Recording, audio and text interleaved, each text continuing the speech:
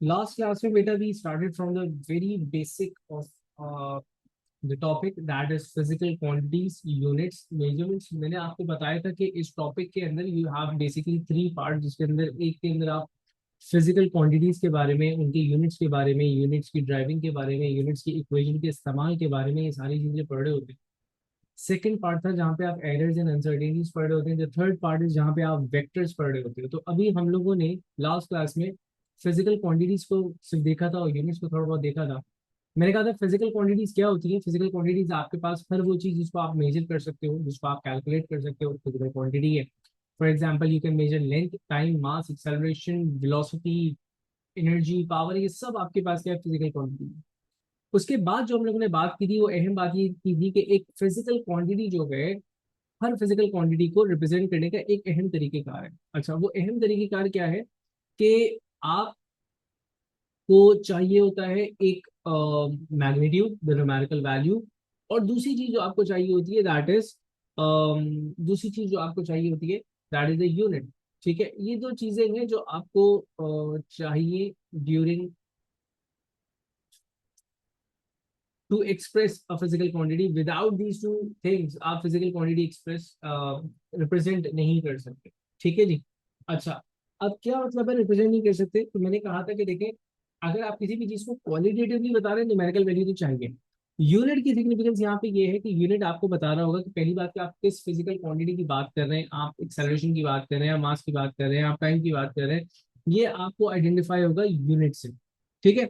दूसरी बात ये कि जो यूनिट है वो सिग्निफिकेंस बता रहा होता है मैग्नीट्यूड कितना बड़ा है। For example we have 1 millimetre, 1 kilometre, 1 centimetre, 1 mile. तो मैग्नीट्यूड सबका वन है, लेकिन डिफरेंट यूनिट से आपको अंदाजा हो रहा है कि जनाब आप एक डिफरेंट लेंथ की बात करें। 1 मिलीमीटर, 1 किलोमीटर, बहुत बड़ा फर्क आ गया। ठीक है। फिर हम लोगों ने देखी थी एक बेसिक सी चीज, हमने कहा था इसको हम लोगों ने 9 क्लास में भी देखा हुआ, ठीक है ना, मतलब 9 क्लास में भी डेफिनेटली आप लोगों ने इस चीज को पढ़ा जरूर होगा, लेकिन डेफिनेटली इसके ऊपर क्योंकि क्वेश्चंस नहीं बन रहे होते ना, तो इस वजह से हम भूल जाते हैं। वो क्या चीज थी? वो चीज ये है आपके पास कि हमारे पास जितनी फिजिकल क्वांटिटीज हैं हम उनको डिवाइड कर रहे थे दो मेजर कैटेगरीज के अंदर। मैंने कहा था कि एक क्वांटिटी जो है, एक टाइप ऑफ क्वांटिटी जो है, उसको हम बेस क्वांटिटीज कहते हैं। वो बेस क्वांटिटीज क्या है? The quantities which are independent of other physical quantities. उसमें से हमने कहा था कि हमें सिर्फ होती 7 है और हमें सिर्फ 5 को देखना है। ठीक है। वो 7 कौन सी है? We have length, time, mass, temperature, electrical current. ये हमने कहा था कि ये बेस क्वांटिटीज हैं। और इनके जो ऐसा यूनिट्स हैं, जो हम लोगों ने रखा हुआ है कि इनके यूनिट्स ये होंगे, तो इनकी जो ऐसा यूनिट्स है वो आपके पास क्या है, इनके ऐसे ही बेस यूनिट्स कहलाते हैं। बेस यूनिट्स का वर्ड यूज हो रहा है कि बेस क्वांटिटीज के यूनिट्स। वो यूनिट्स क्या, उनको रिकॉल कर लेते हैं। लेंथ को मीटर से मेजर कर रहे हैं, मीटर से। टाइम को सेकेंड्स, मास को किलोग्राम्स, केल्विन, और temperature amperes for the current.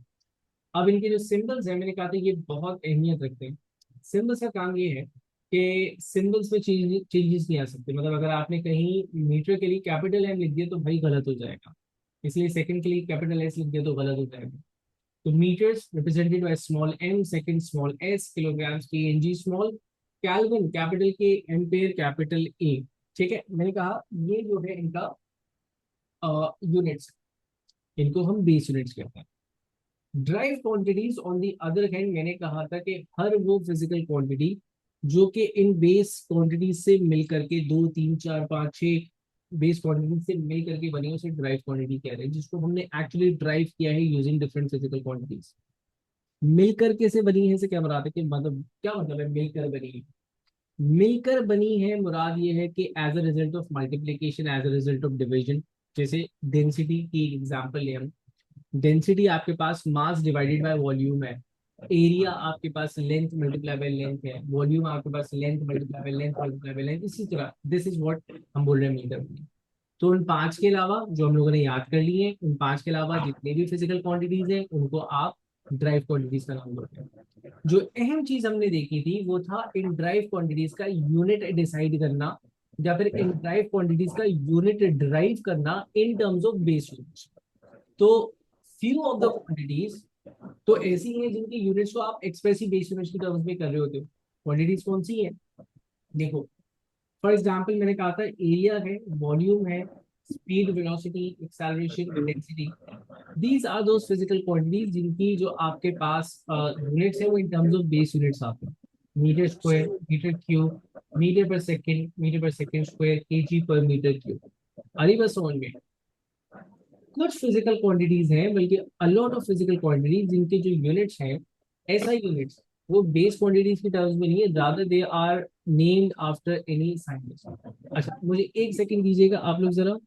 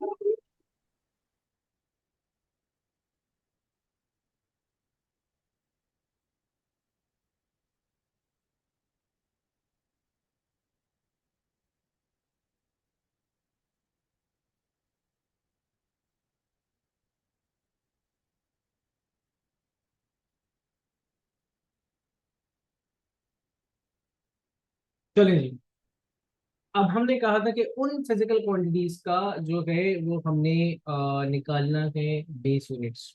तो driving base unit was the main thing जो हम लोग कर रहे थे। और मैंने कहा था वो हम किस तरह करते हैं कि फॉर एग्जांपल हमारे पास कोई भी एक क्वांटिटी है और मुझे उसका बेस यूनिट निकालना है।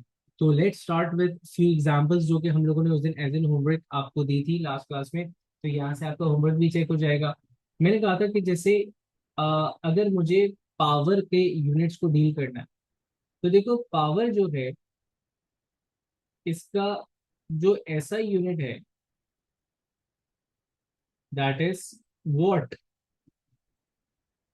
अब अगर मैं बेस यूनिट निकालूं, मतलब in terms of base units इसका यूनिट क्या होगा, तो I would have to start with any of the basic physical formula. अब बेसिक फिजिकल फॉर्मूला पावर के लिए क्या हो सकता है? पावर का बेसिक फॉर्मूला है वर्क डन अपॉन टाइम, या फिर एनर्जी पर यूनिट टाइम। अब वर्क डन को हम जूल्स में मेजर करते हैं, टाइम को सेकंड्स में। But joules now itself is not a base quantity, base unit. तो जूल्स को in terms of base unit हम लोगों ने ऊपर कैलकुलेट किया था, हमने कहा था केजी मीटर स्क्वायर पर second square divided by seconds. मतलब क्वांटिटी सीधे था उनके यूनिट से प्लेस कर दिए। फाइनली क्या करना है? फाइनली आपने कर देना है इसको सिंप्लीफाई इस तरह कि व्हाट वी वांट इज कि हमारे जितनी भी फिजिकल जितने भी यूनिट्स हैं वो सब आपके पास न्यूमरेटर में हो। तो डिनोमिनेटर से उठा करके किसी चीज को न्यूमरेटर में लेकर के आओगे बेटा, तो आपके पास केजी मीटर स्क्वायर, इसकी पावर साइन चेंज हो जाएगा और आपके पास ये कुछ इस टाइप का आ जाएगा।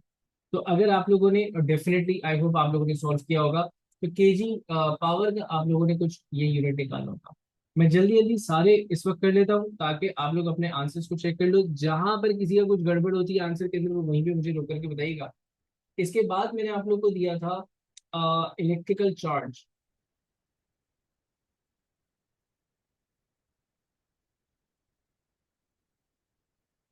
देखो, इलेक्ट्रिकल चार्ज का जो ऐसा यूनिट है वो है कूलम्स। लेकिन बेस यूनिट्स की टर्म्स में अगर मुझे निकालना है तो मुझे कोई ना कोई फॉर्मूला चाहिए होगा। तो एक फॉर्मूला जो मुझे याद है, that is Q is equals to I into T. Basically current का फॉर्मूला हम लोगों ने पढ़ा है कि current is equals to Q over T. तो हमने इसको क्या किया, इसको आई टी को मल्टीप्लाई कर दिया। अच्छा, अब मेरे पास जो फॉर्मूला जो वैल्यूज आ जाती हैं, अब मुझे करना क्या है कि मुझे जहां जहां क्वांटिटीज है उनके यूनिट से उसको रिप्लेस कर दें। मैं यूनिट से किस तरह रिप्लेस कर रहा हूँ? Ampere is the unit for current, second is the unit for seconds, और फॉर टाइम एम्पेयर सेकंड्स। ये आपके पास बेस यूनिट आ गया। अच्छा, थर्ड जो हम लोगों ने दिया था that was voltage.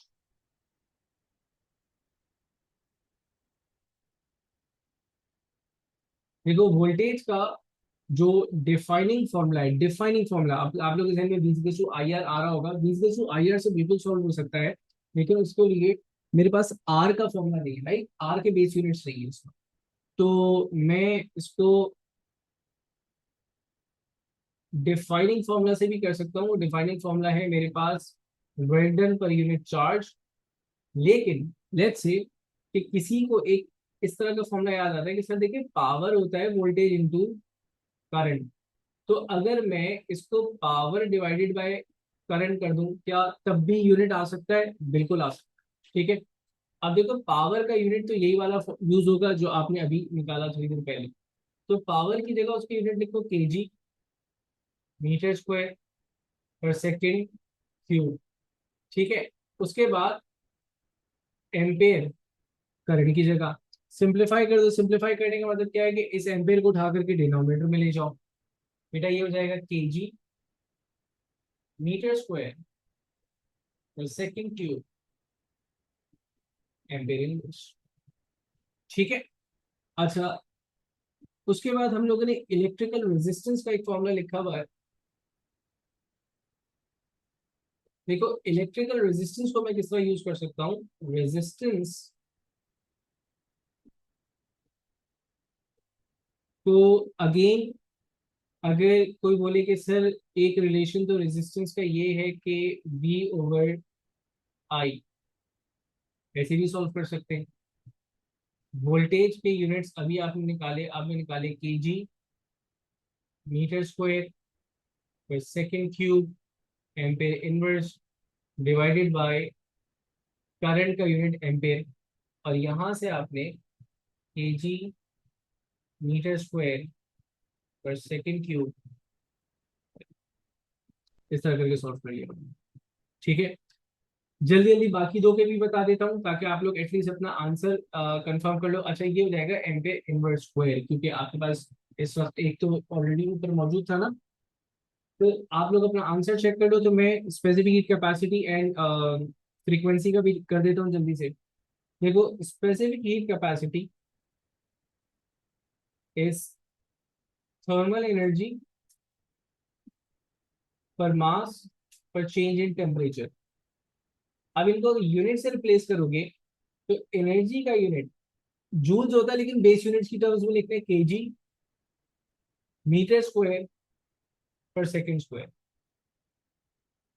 Divided by mass is again KG, और टेम्परेचर और चेंज इन टेम्परेचर वही बात है, केल्विन में रहेगा आपके पास। बेटा सिंप्लीफाई करो तो केजी और केजी कैंसिल आउट हो जाता है, और आपके पास ये हो जाएगा मीटर स्क्वायर पर सेकेंड स्क्वायर पर केल्विन, ठीक है। अच्छा, आखिर में फ्रीक्वेंसी रह गया था, तो फ्रीक्वेंसी को लिख देते। मैंने कहा फ्रीक्वेंसी तो भैया 5 and this one is 6। Frequency सबसे आसान है, आपके पास होता है 1/T, तो मतलब 1/सेकेंड मतलब सेकेंड इनवर्स, ठीक है, सबसे इजी। तो आई होप यहाँ तक किसी को कोई ऑब्जेक्शन नहीं होगा, यहाँ तक सारी चीजें क्लियर है। हमने ये डिस्कस किया था कि हम ऐसा काम कर क्यों रहे हैं, ठीक है ना। पहले तो बताओ यहाँ तक कोई सवाल है किसी के पास?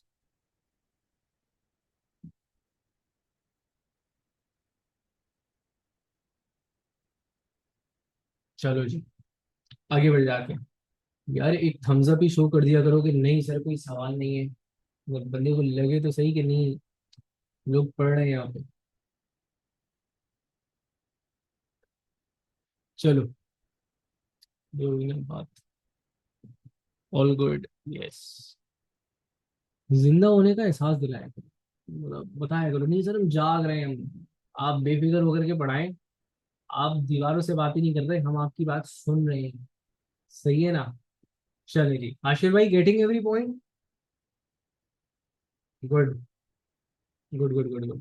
चलो, अब द पॉइंट इज कि ये सारी चीजें कर क्यों रहे, मतलब इतनी बाल की खाल निकालने की जरूरत क्या है? क्या जरूरत है कि एक एक चीज को आप कुरेदे बैठ करके? द प्रॉब्लम इज कि इन यूनिट्स की मदद से भैया बहुत सारे काम होते इन यूनिट्स की मदद से आपको सबसे पहले ही पता चलेगा कि जो फिजिकल इक्वेशंस आपको गिवन है ये सही है भी या नहीं है। इन यूनिट्स की मदद से आप फिजिकल इक्वेशन बना सकते हैं, इन यूनिट्स की मदद से आप अपने आंसर को वेरीफाई कर सकते हो। कैसे? देखो, मैंने कहा कि अगर आपके सामने मैं एक इक्वेशन रखूं और मैं आपसे कहूं कि एग्जाम्पल, मैंने आपसे कहा कि एक फोर्स है, upthrust force.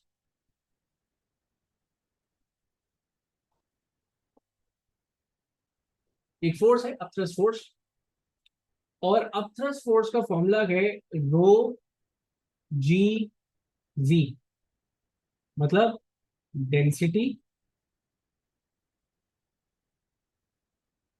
Acceleration, gravitational acceleration and volume. ये मैंने आपसे कहा कि ये एक फोर्स का फॉर्मूला है। और फिर मैंने आपसे कहा, अब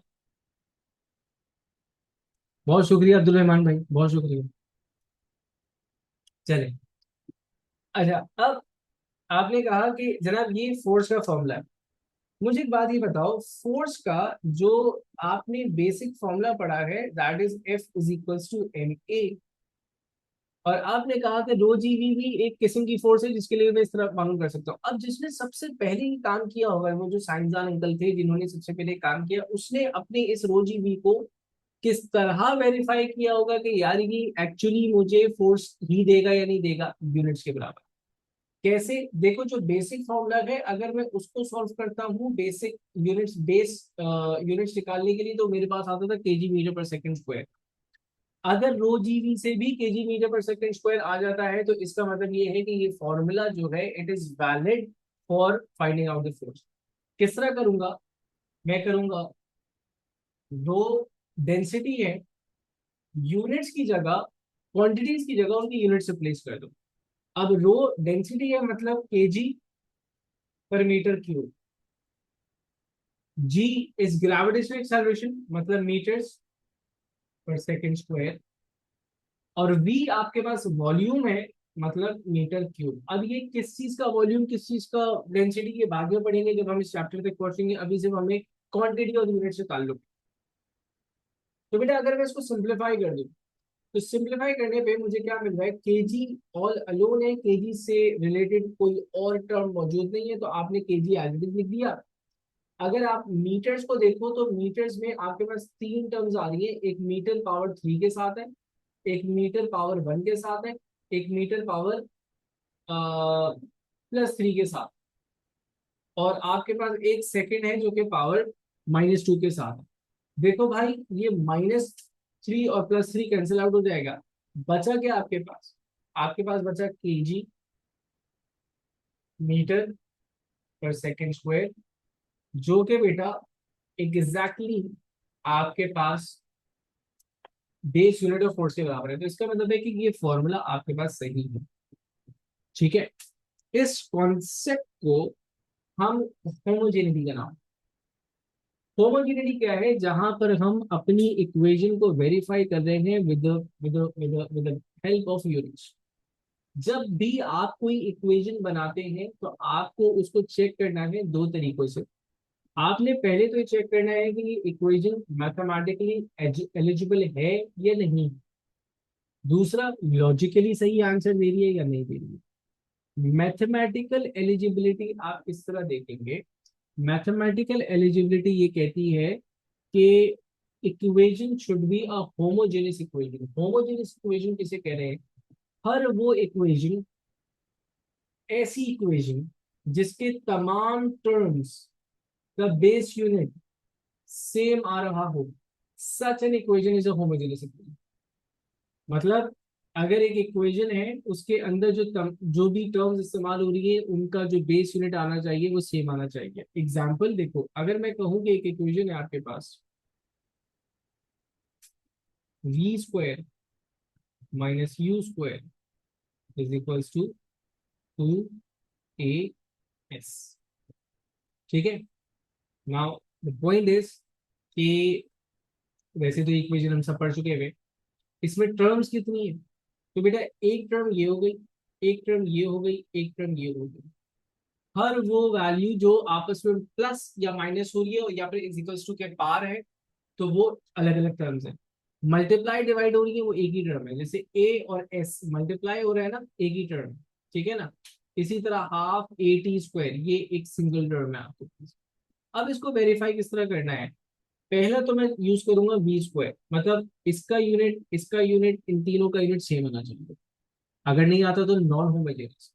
वी स्क्वायर किस तरह देखो बेटा, वी है आपके पास स्पीड, स्पीड का फॉर्मूला है, स्पीड का यूनिट है मीटर पर सेकेंड, ऊपर लगा हुआ है स्क्वायर, तो ये हो जाएगा मीटर स्क्वायर पर सेकेंड स्क्वायर।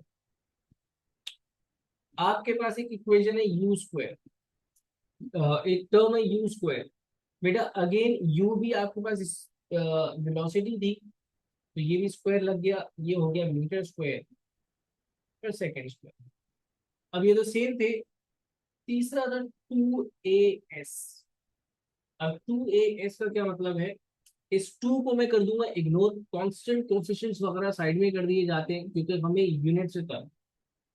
अब यूनिट एक्सेलरेशन का है मीटर्स पर सेकंड स्क्वायर, और साथ में लगा हुआ है आपके पास मीटर्स, तो बेटा ये अल्टीमेटली बना मीटर स्क्वायर पर सेकंड स्क्वायर।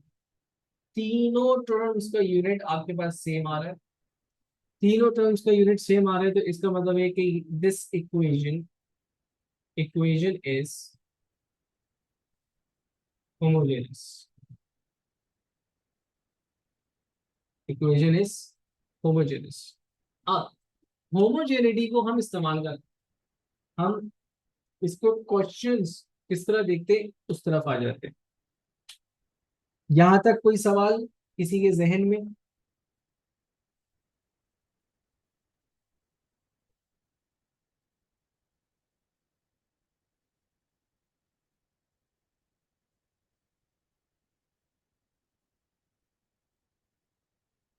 जी बिलाल भाई बोलिए।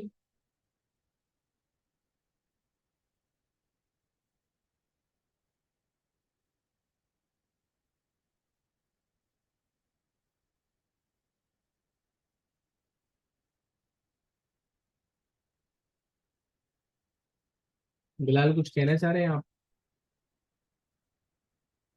कहना चाह रहे हो तो बोलो यार, दिल में नहीं रखो बात अपनी, बोल दो आज तुम।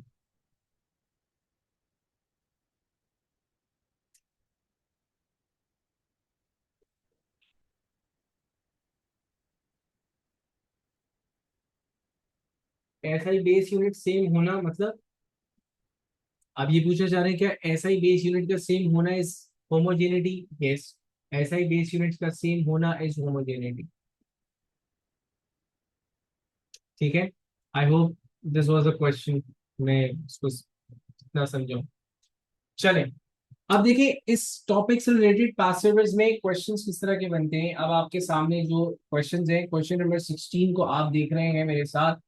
क्वेश्चन नंबर 16 में वो कहता है one property Q of a material is used to describe the behaviour of sound waves in the material Q.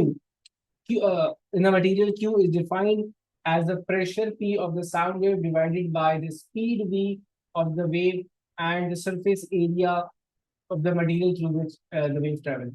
अब देखो इतनी सारी इंफॉर्मेशन में,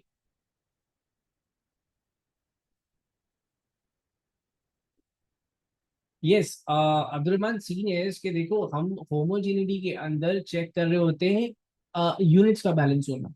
डेफिनेटली यूनिट्स के लिए कोई भी ऐसी चीज जो कि यूनिट लेस हो, जिसे पाई लगा हुआ है, 1/2 लगा हुआ है, 2 लगा हुआ है, 3/2 लगा हुआ है, इसको हम इग्नोर करेंगे, हम सिर्फ यूनिट्स को कंपेयर कर रहे हैं। डेफिनेटली अगर मैं न्यूमेरिकल वैल्यूज के साथ सॉल्व करूंगा तो I would have to put those values back, 2 को कंसीडर करना पड़ेगा, हाफ को कंसीडर करना पड़ेगा, पाई को कंसीडर करना पड़ेगा, दैट बिकम्स वहां पे वो मैथमेटिकली सॉल्व कर रहे हैं, यहाँ पे हम सिर्फ इसके यूनिट सॉल्व कर रहे हैं। आई बस समझ में?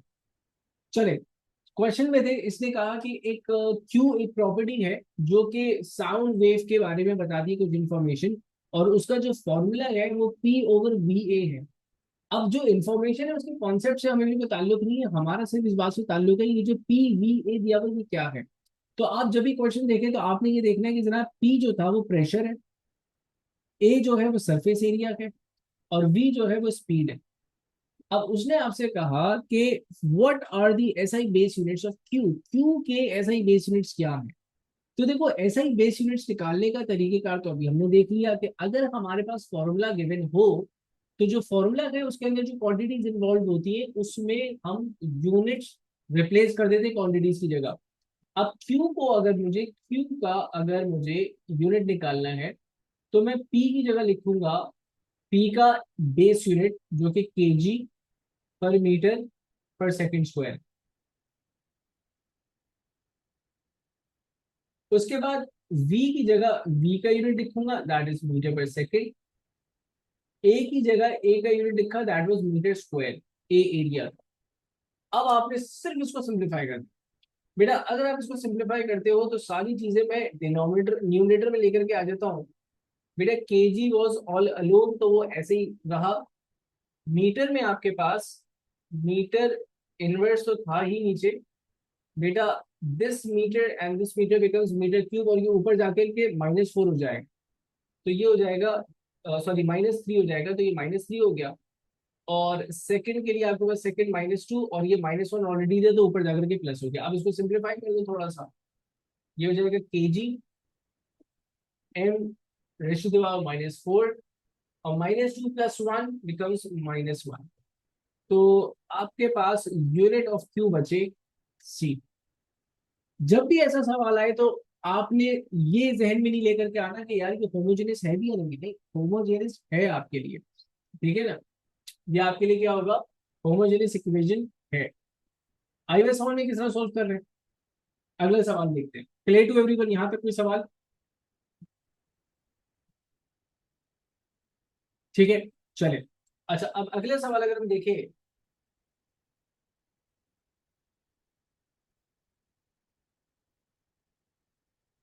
तो एक सवाल जैसे ये है। उसने बोला what is the unit of resistance when expressing SI base unit. SI base units के अंदर अगर मैं रेजिस्टेंस को एक्सप्रेस करूंगा तो उसके यूनिट क्या बनेंगे। ये चीज एग्जैक्टली अभी थोड़ी देर पहले हम लोगों ने सॉल्व की थी कि अगर उसने आपसे रेजिस्टेंस के बेस यूनिट मांग लिए तो आप रेजिस्टेंस का फॉर्मूला अप्लाई कर दो। लेट्स से कि रेजिस्टेंस का फॉर्मूला वी ओवर आई था। वी ओवर आई आपको याद नहीं है तो बेटा मैं कोई सा भी मैथमेटिकल करेक्ट फॉर्मूला यूज कर सकता हूँ। तो वी ओवर आई से भी मैं सॉल्व करके दिखा चुका हूँ। मैं एक नए फॉर्मूले से ट्राई कर रहा हूँ।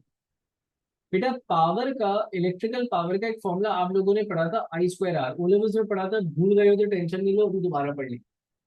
इलेक्ट्रिकल पावर का एक फॉर्मूला होता है I2R जिसमें I करंट है R रेजिस्टेंस। अगर मैं यहां से ही R को सब्जेक्ट बना लूं तो वो फॉर्मूला हो जाएगा P/I²। क्या मैं इससे निकाल सकता हूँ एग्जैक्टली मैं इसे भी सॉल्व कर सकता हूँ। बेटा पावर का फॉर्मूला होता है केजी मीटर स्क्वायर पर सेकंड क्यूब। ठीक है।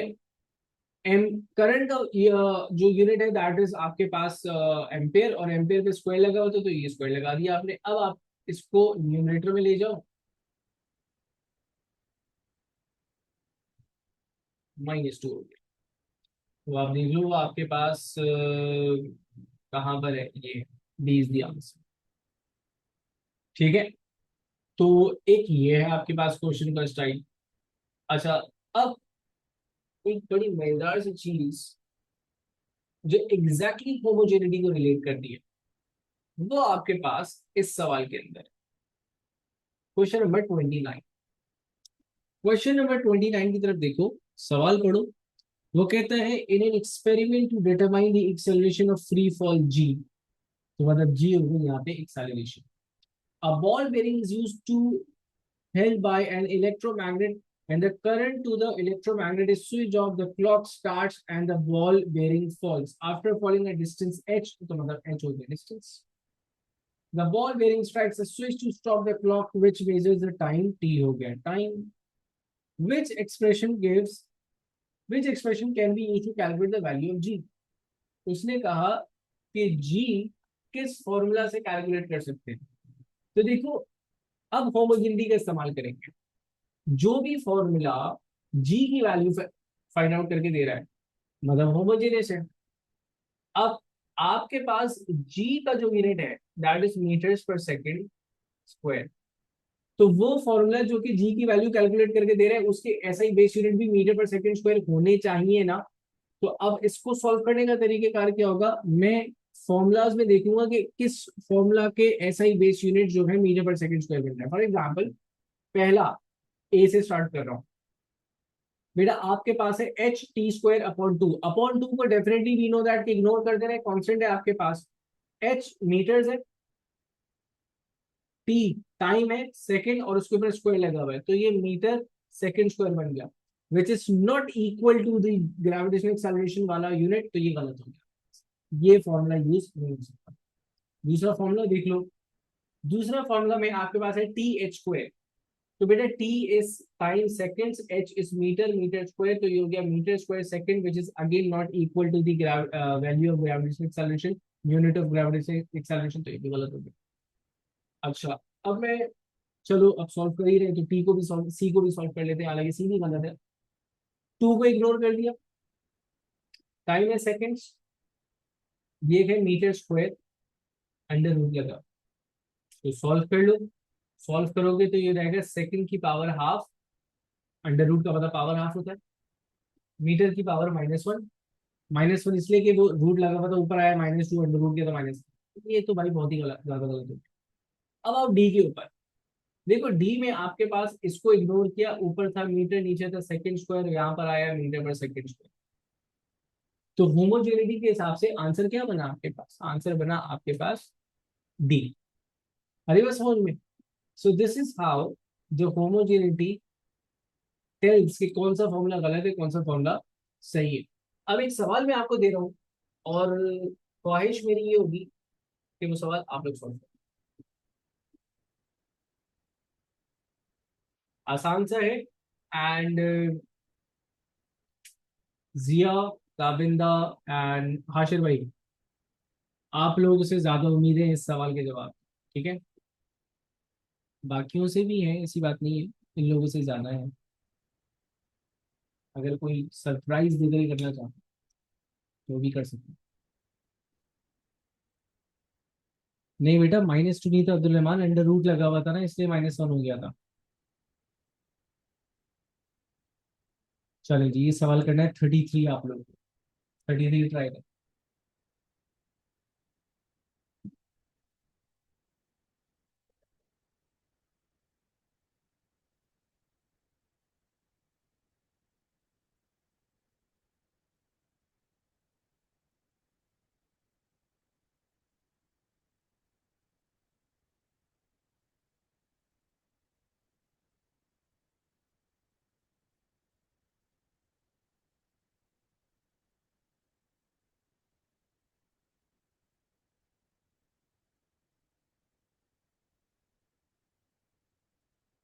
आंसर ए, चलो अभी देख लेते हैं, बाकियों को कैलकुलेट कर रहे हैं, फिर देखते हैं।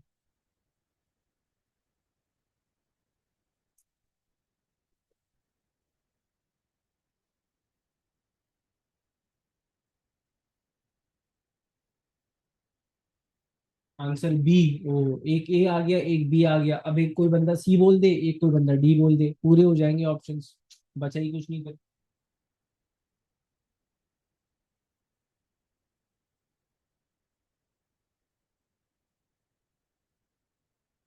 सी आ रहा है किसी का आंसर?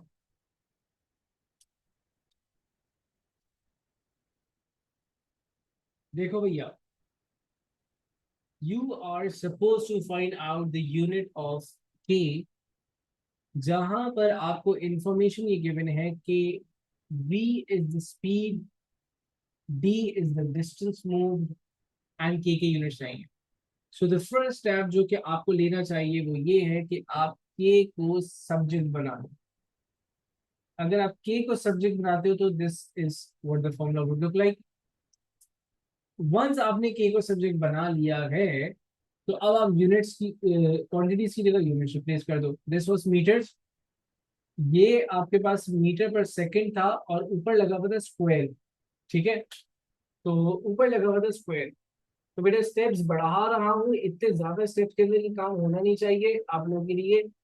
बस इनिशियल इसको हमने कर दिया मीटर, और एक one of the metre would be ना कैंसिल आउट, बचा आपके पास मीटर इनवर्स, और ये ऊपर जा करके +2 हो जाएगा। तो ए इज द आंसर। ठीक है। जिया, इमरान, ताबिंदा एंड हाशिर, आप लोग मुझे बताइए समझ में आया आप लोगों के? अच्छा, बाकी भी बता सकते हैं, मतलब ये तीन पहली दफा पढ़ रहे हैं ना, तो बाकी जो है ना वो ऐसा ना समझे यार सर ने सौतेला सलूक कर दिया, मेरा नाम नहीं लिया सर ने, सर गलत हो गया, मैं नाराज हो गया मुझसे। जिया, व्हाट अबाउट यू?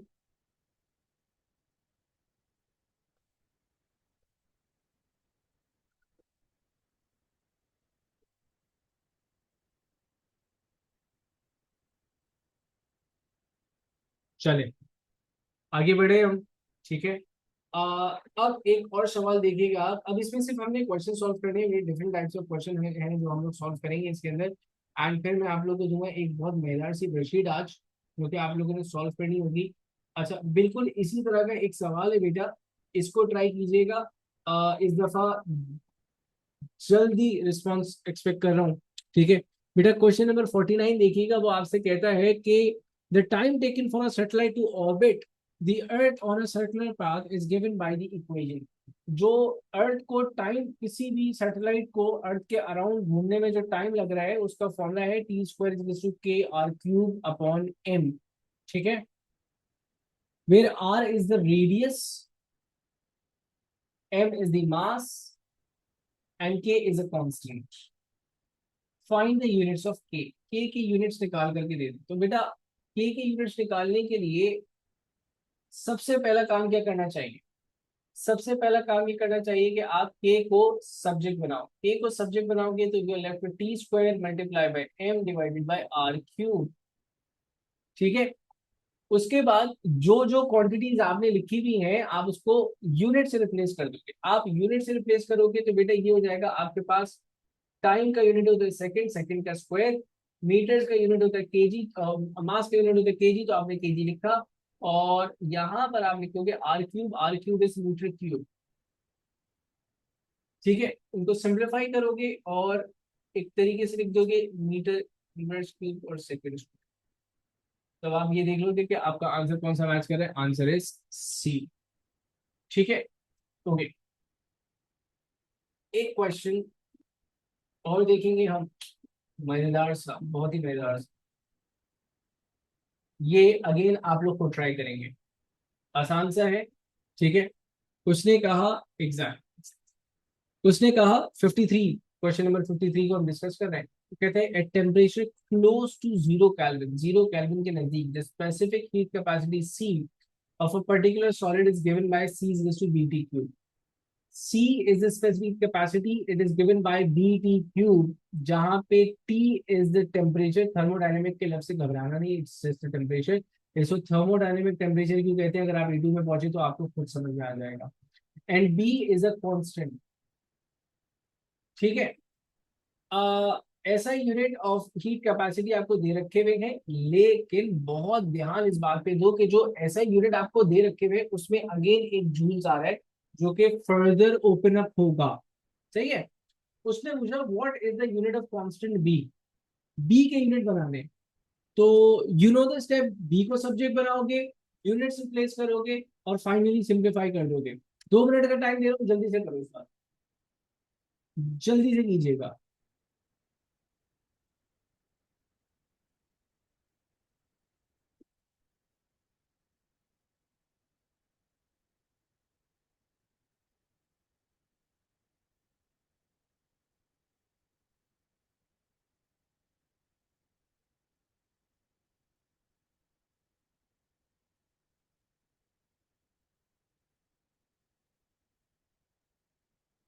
सबसे पहला काम आप लोगों ने किया, बी को सब्जेक्ट बनाया।